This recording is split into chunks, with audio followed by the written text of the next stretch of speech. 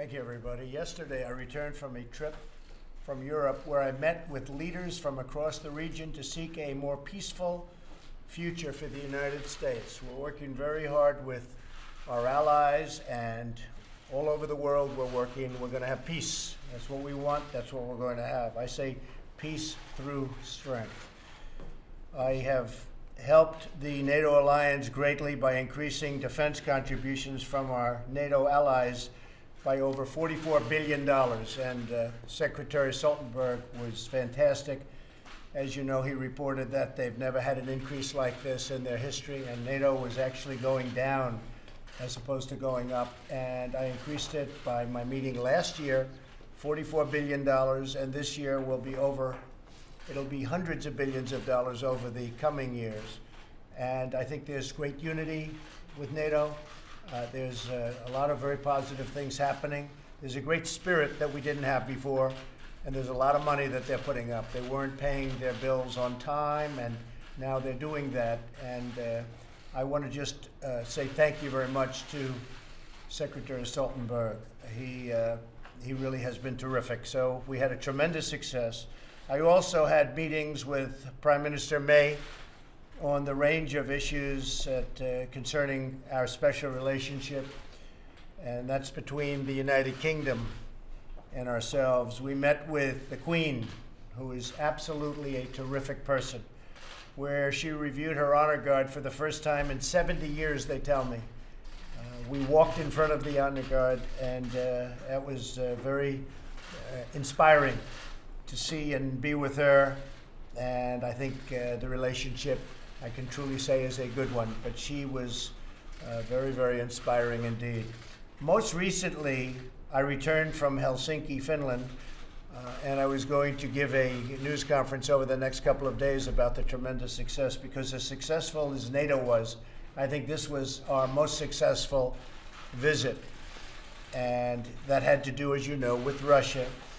I met with Russian President Vladimir Putin in an attempt to tackle some of the most pressing issues facing humanity. We have never been in a worse relationship with Russia than we are as of a few days ago, and I think that's gotten substantially better.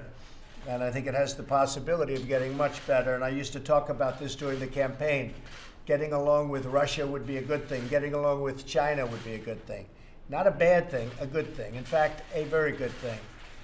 We're nuclear powers, great nuclear powers. Russia and us have 90% of the nuclear weapons. So I've always felt getting along is a positive thing, and not just for that reason. I entered the meeting with the firm conviction that diplomacy and engagement is better than hostility and conflict.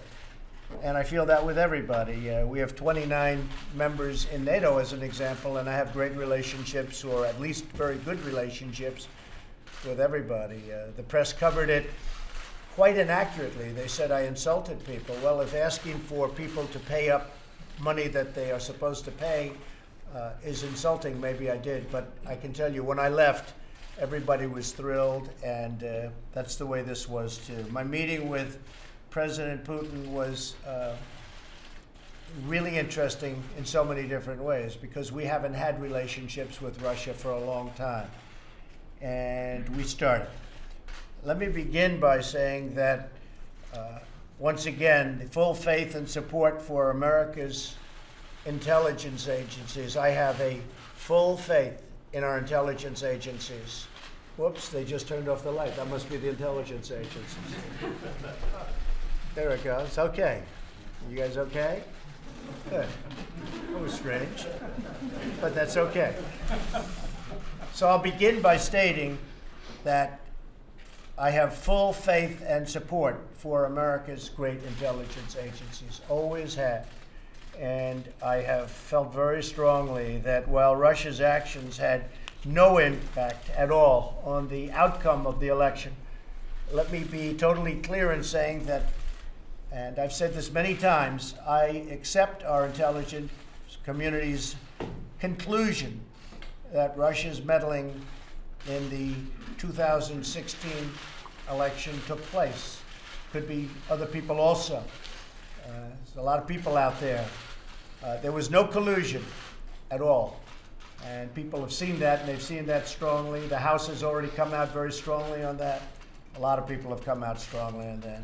I thought that I made myself very clear by having just reviewed the transcript. Now, I have to say, I came back and I said, what is going on? What's the big deal? So I got a transcript, I reviewed it. I actually went out and reviewed a clip of an answer that I gave. And I realized that there is a need for some clarification. It should have been obvious. I thought it would be obvious, but I would like to clarify just in case it wasn't. In a key sentence in my remarks, I said the word would instead of wouldn't. The sentence should have been, I don't see any reason why I wouldn't, or why it wouldn't be Russia. So, just to repeat it, I said the word would instead of wouldn't, and the sentence should have been, and I thought it would be maybe a little bit unclear on the transcript or unclear on the actual video. The sentence should have been, I don't see any reason why it wouldn't be Russia. Sort of a double negative. So you can put that in, and I think that probably clarifies things pretty good by itself. I have on numerous occasions noted our intelligence findings that Russians attempted to interfere in our elections. Unlike previous administrations, my administration has and will continue to move aggressively to repeal any efforts and repel. We will stop it, we will repel it, any efforts to interfere in our elections. We're doing everything in our power to prevent Russian interference in 2018. And we have a lot of power.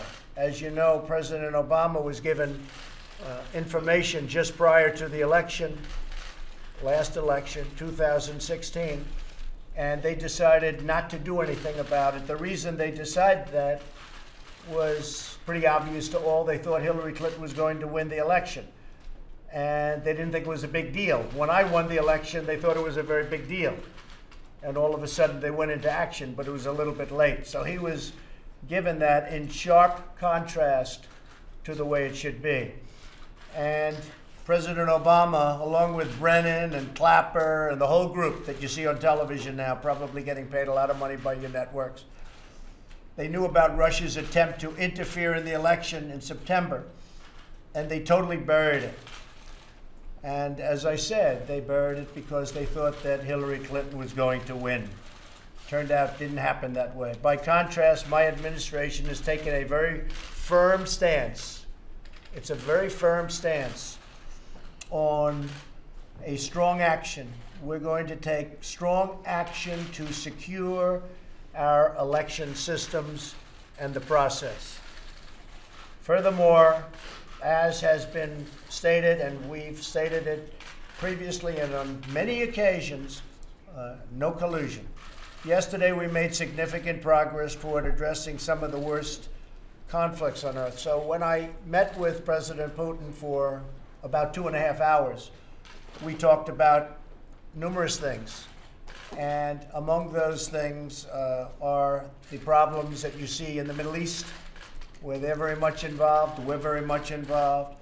I entered the negotiations with President Putin from a position of tremendous strength. Our economy is booming, and our military is being funded $700 billion this year, $716 billion next year. It will be more powerful as a military than we've ever had before. President Putin and I addressed the range of issues, starting with the civil war in Syria and need for humanitarian aid and help for people in Syria. We also spoke of Iran and the need to halt the nuclear ambitions and the destabilizing activities taking place in Iran. As most of you know, we ended the Iran deal, which was one of the worst deals anyone could imagine, and that's had a major impact on Iran, and it's substantially weakened Iran, and we hope that at some point Iran will call us and we'll maybe make a new deal, or we maybe won't. But Iran is not the same country that it was 5 months ago, that I can tell you. They're no longer looking so much to the Mediterranean and the entire Middle East. They've got some big problems that they can solve probably much easier if they deal with us. So we'll see what happens. But we did discuss Iran.